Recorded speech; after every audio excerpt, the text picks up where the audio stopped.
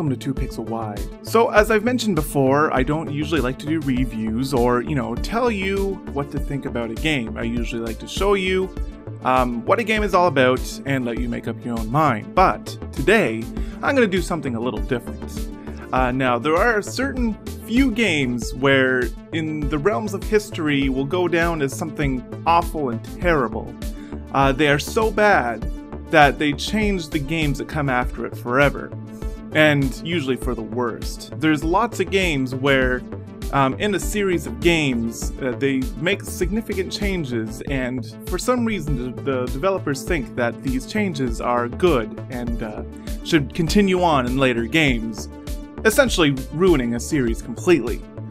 So today, what I wanted to do is take a look at Tetris Worlds. Tetris Worlds is an abomination. Now, honestly, Tetris Worlds isn't a terrible game in its own right, and if it was just a one-off game, I wouldn't even be talking about it right now. It would just be a thing that's forgotten in history.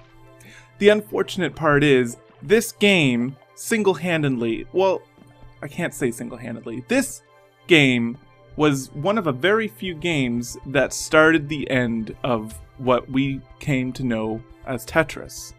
If you played the game on the Nintendo Entertainment System or the Game Boy, you know what Tetris is supposed to be. It's a simple block game, it doesn't require much effort, you just make lines. Very simple. What Tetris Worlds did, now it wasn't the first game to do this, but it was the first game to really popularize the idea. It made it so you could turn your piece at the bottom as much as you want, just over and over and over and over and over and over and over and over again. And you could even make pieces hop up or do something like that. This game also introduced a storyline that is completely crazy to me. Why do you need to know why you're playing Tetris?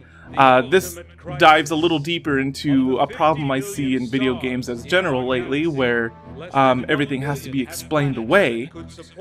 So I'm actually just going to stop this, and I'm just going to show you some gameplay of it, and then we're going to do something special with this game, because I feel like this game needs to be taught a lesson. So let me dive into this a little more clearly here. So, as you can see here, there is a storyline. Basically, you are on a planet that's about to be destroyed. So what you have to do is open up a bunch of portals, the Tetris boards, by playing a game or something. Now, this is very serious, and it's Tetris. We don't need to know why we're playing Tetris. It's Tetris. We understand. It's a block puzzle game. Ridiculous. We must find a new home.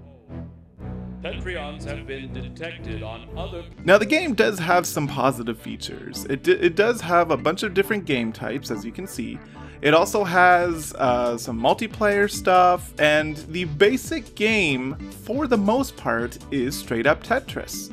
It's an almost really good representation of Tetris. But again, the reason why it ends up being on this video is because of this easy rotate is what it's called. Easy spinning has been adopted by the Tetris Company. Now, the Tetris Company is the overseeing governmental body of Tetris.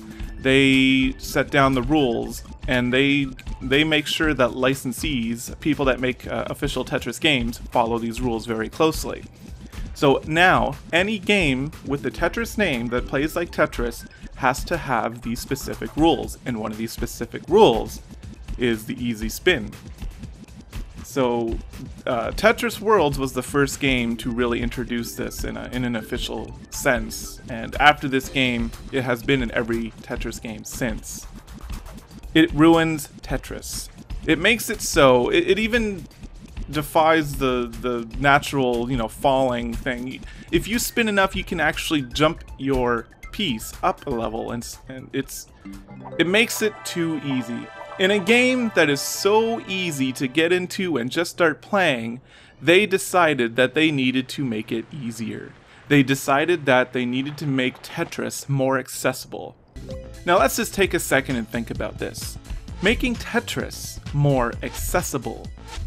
How accessible do you need a game to be? Tetris for the Nintendo Entertainment System was played, or even Tetris for the Game Boy handheld system, was played by more people than any other game, probably still to this day. I don't have the numbers right up here, but I know that Tetris as a game, the original stuff, was played by more people than anybody. It is absolutely ridiculous to think that they needed to make it more accessible and more easy. One of the things that made Tetris so great was the challenge involved, where it was easy to get started, but a lot harder to get really good at it.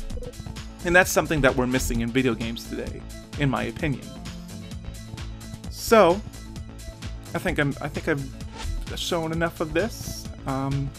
Let's get to it, shall we?